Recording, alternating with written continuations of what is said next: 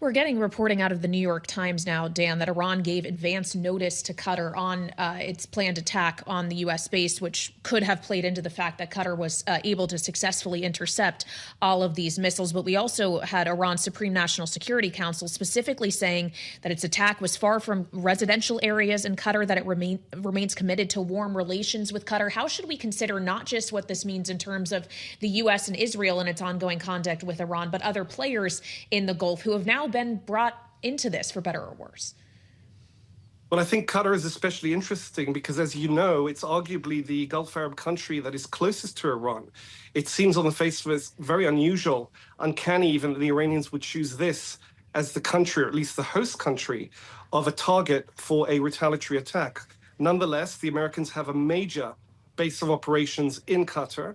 It's not just an American base of operations, it's also a fusion center for where the United States and its partners, including Israel, bring in information about missile launches that have to be shot down. They actually coordinate aerial defense, regional air defense through Qatar. So it would, in terms of cold-eyed military reasoning, that would seem a sensible or an expected place to direct retaliation.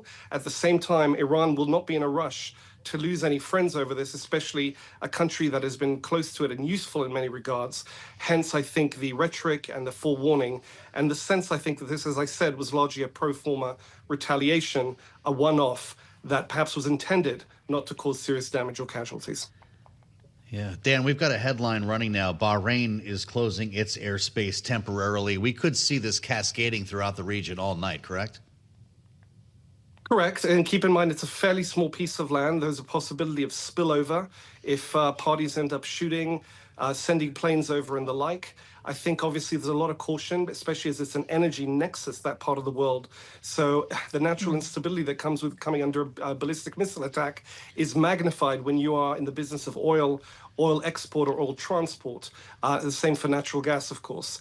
So yes, that's to be anticipated. There'll be jitters across the region now. But again, if everyone understands that this was a one-off, you can expect that as well, that sense of a brace for more, that to be lifted and eased in short order. Well, in addition to Bahrain, a person familiar with the matter now says the UAE has confirmed its airspace is closed, so speaks to the broader kind of regional spillover effect that you were alluding to, Dan. On your point on energy, though, I would note right now we are seeing on both WTI and Brent crude futures down about 4.6%, an actual move lower in oil, which suggests perhaps the market is seeing the idea that Iran has decided to take action against U.S. military assets rather than, say, the Strait of Hormuz may be a good signal. But is the market wise to read things that way? Could Iran still not pick a both-and strategy? I think the market is wise. I think the Iranians are very, very short on viable options for retaliation. Anything they do, I'll paraphrase the American Secretary of State.